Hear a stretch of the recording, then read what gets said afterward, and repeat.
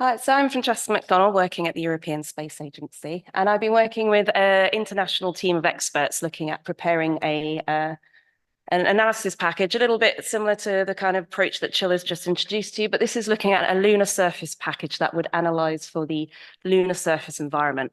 So AstroLEAP stands for an astronaut-deployed lunar environment.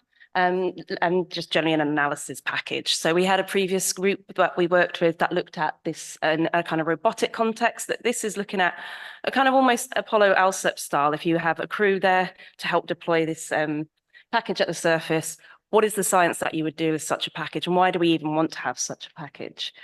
So just to go through some of the motivation, I understand with this beam you might not be able to read it all, but basically, it could be a candidate European contribution to international crewed moon exploration. Something that Europe does really well is environment analysis. We've done this a lot with Earth observations, with sort of space weather and heliophysics, and we've done a lot in low Earth orbits. And moving now out to the moon environment is somewhere we can really be very strong in Europe. But from the exploration point of view, what's really nice about this is there's a really strong need for this in terms of challenges that we're preparing for with exploration. So preparing for safe, sustained, responsible lunar exploration, we need to understand the environments and the challenges that come with it. But at the same time, we can really synergistically do some wonderful science around this, what we're calling exploration-enabled science. You can use the moon as a test bed for understanding complex and dynamic space surface interactions of an airless body. If we actually go to the moon to really analyze, we can address both of these types of science with deploying this AstroLEAP package. And from that, we can derive some, what I'm going to call data products, data sets that can really go into informing environments and effects models. And these models can be utilized by different people, whether it's preparing to understand how surface assets perform, how they may degrade over time in the environment, or preparing countermeasures for human health, for these sustained presence, making sure our astronauts are safe. And also planetary preservation. We have a responsibility to curate these environments that we're going to and we are changing. So understanding the baseline and how we're affecting them is also something that can be done with such a package. And there's also a bit of a kind of ISIU aspect here. What is the role that solar wind has as a source of hydrogen? You know, we're sort of looking into some of this lunar volatile cycle as well. But it's not just limited to these exploration challenges. As I said, there's a wealth of fundamental science, whether you're interested in heliophysics, complex plasmas, space weather, exospheres, or just generally the Earth-Moon history. There's a lot that can be learned from such a package. So working with the team, we really wanted to understand defining the science around this. There's a lot we can do. Where should we focus on and what's interesting? Let's not just go for the sake of it. There's something useful we can do with this. We also know that there's a lot of work that's been done with the exploration agencies already exploring this, that they've been doing with you, the communities, through your contributions via white papers as well. So we started with these overarching prioritized objectives that are already identified in the literature, whether it's the ESA strategies or whether we have these kind of Artemis Science Definition Team objectives and the Moon to Mars and how it works there. From these documents, we're able to then flow through to have clear science traceability and definition. So the team we're working with, they put together key science questions that can address challenges and fundamental science. And from there, they identified key investigation themes, which I'll introduce in a moment. And from that, you were able to then flow to objective-driven data products, prepare measurement definition around that, and then look at some of the example analysis heritage we have, what's the type of instrumentation that could utilize to address these questions, and then what's the kind of deployment and functional requirements around these to make sure that you're optimizing the science that you get. And the outputs will be a definition report, traceability matrices, and there was a bit of prioritization discussion that really needs to be revisited when you're considering the exact mission scenario. But when we are talking about prioritization, we're looking at what can really be optimized by doing in situ analysis at the surface.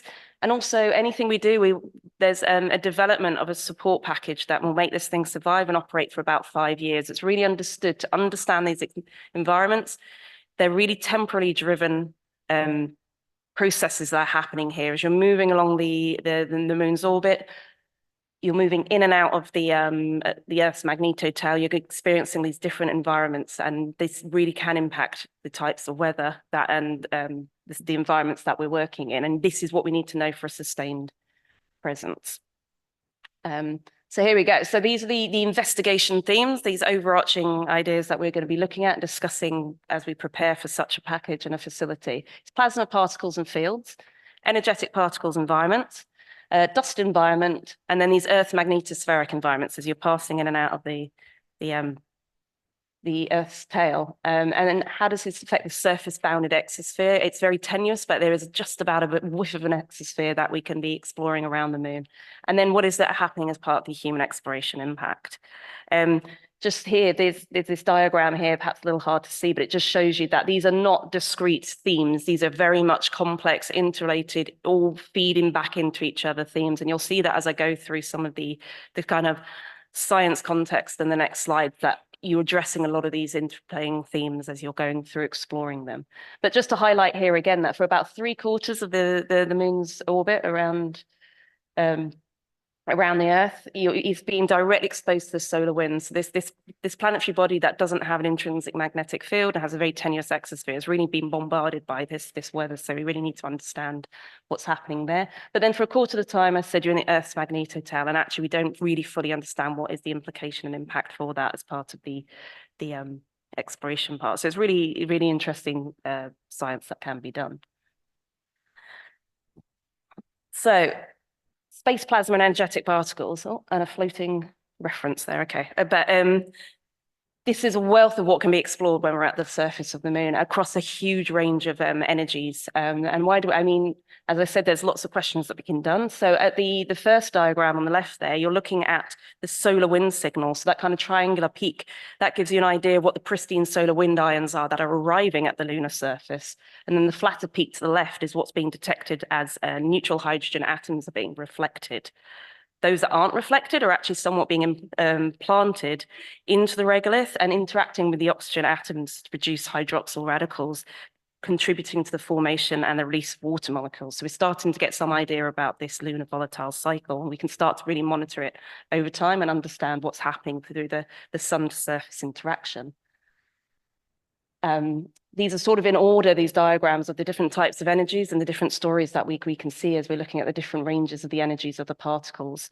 On the next plot there, as you see these red signals coming into the right there, this is oxygen ions that are being, these heavy ions that are being streamed down as we're being passing through the Earth's magnetotail. And this is all getting recorded into the lunar regolith. You're really understanding what's happening. This is being streamed from the Earth's ionosphere. So you're really actually getting a preservation of the history of the Earth's atmosphere, what's happened there. You've got a record of this in the regolith, and we can still be monitoring what's happening now and how that might impact what's happening at the surface, whether it's exploration or these natural processes.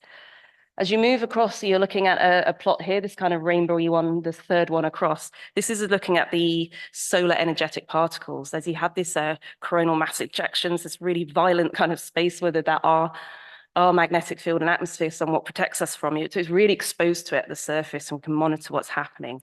And here you see a big event, and that's from in 2012, where there's a big solar event. You can distinctly see the measurements there and see the impact of all the different energy levels represented there, of all these different activities that are happening, these particles that are being bombarded towards the moon. And you're also looking at the galactic cosmic ray. You're really looking back into the kind of solar system history and seeing how that's interacting with the surface as well. What's particularly interesting about that is you're looking at these really kind of high radiation energies that, again, can be really important for understanding and characterizing, so you can prepare countermeasures for these astronauts that will be acting at the surface. Now, there's a little box up there that kind of maps out all the energies I've been talking about, but the box in the middle, to save you having to use 6 different detectors, which is represented there, there's a bit of a prioritization chat with the team, and to really focus in what would you measure in situ, long duration at the surface, stuff that really can't be done in orbit, can perhaps fall into that box. So you can focus on perhaps responding to that type of measurement range to really start piecing together parts of this story. You perhaps won't get the highest level of the pristine galactic cosmic rays, but you'd start to really understand some of that albedo interaction that you just need to be at the surface to analyze. Surface potential and electric fields. Why do we care about these? Why are these important? I mean, we've seen these in these sketches the astronauts brought back, these kind of twilight rays and these glowing horizon pictures that we've seen at Surveyor, and this is the purported kind of levitating and hovering dust.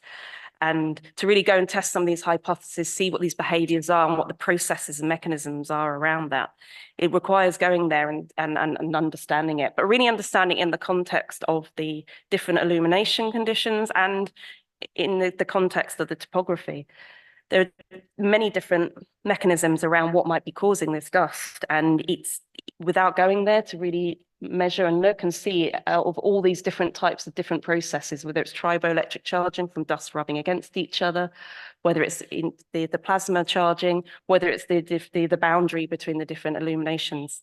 This is what needs to be explored and understood in terms of how that impacts exploration, but just understanding these core physics processes as well. And the dust, we've heard a lot about it from the gateway, but at the surface, there's a lot to be exploring. It's not only this local levitated and lofted dust that we're interested in, there's a huge wealth of populations that are contributing to the moon and bringing a lot of information from their different source regions, whether it's interplanetary dust particles or interstellar dust. How can we observe these? Laddie observed this asymmetric dust cloud. There's this huge different volumes and densities at different altitudes. Understanding the kind of surface interaction that may or may not be contributing to that is something that can be measured at the surface. It becomes quite complicated though, because to distinguish these different populations, you're really relying on different velocities and speeds and trajectories. And so you start to get, even if you can use a simple detector, you start to get into complexities around pointing angles and sensitivities. So to put together a coherent environment package of a manageable size that can be serviced by that payload package servicing module is going to be a little bit of a cryptic conundrum, really appealing to you, the community, to help with some of the prioritization and what are the types of instruments that you could contribute to such a European package. And then, as I was talking about the environment a lot, let's talk about the exosphere itself. We really don't know the baseline characterization. We don't know how it's evolving. We don't really know its full composition and density. We have some existing data sets, but some of them conflict a little bit. There's a diagram on the left here that really talks about loads of the different sources, whether it's solar wind, release of atoms of regolith through diverse interaction mechanisms, such as thermal release or photon stimulation desorption, electron stimulated desorption or sputtering or micrometeorite impact vaporization or lunar outgassing. You've got all these processes mixing together here. So to go then really measure this long-term in situ and really understand how we might be impacting that as well is going to be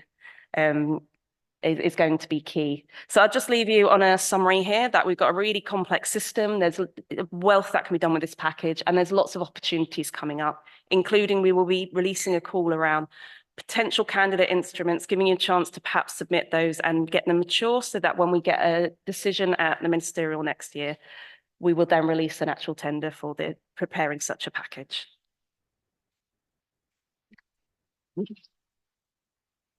Thank you. That's very exciting. Do you have any couple of questions, please? But then again, let me start first. We all like opportunities, really. So could you a little bit elaborate on the future opportunities, please?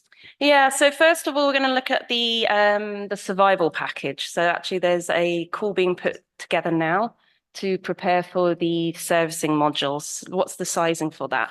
And AstroLEAP's only one customer for that. We're hoping that this will be a servicing module for other payload packages. So I think in Q3, so perhaps sort of September, October, there'll be a call being released, a tender, if you're interested in more of the kind of the servicing module part. So providing power, comms, data that can keep such a package going for such a long time.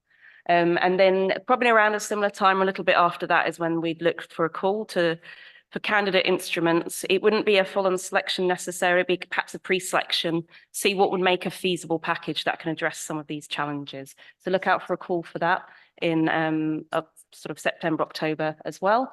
And then after that, any development that does move on, we'd be looking to put together science teams that would utilize the data, and also inform about some of the operations moving forward.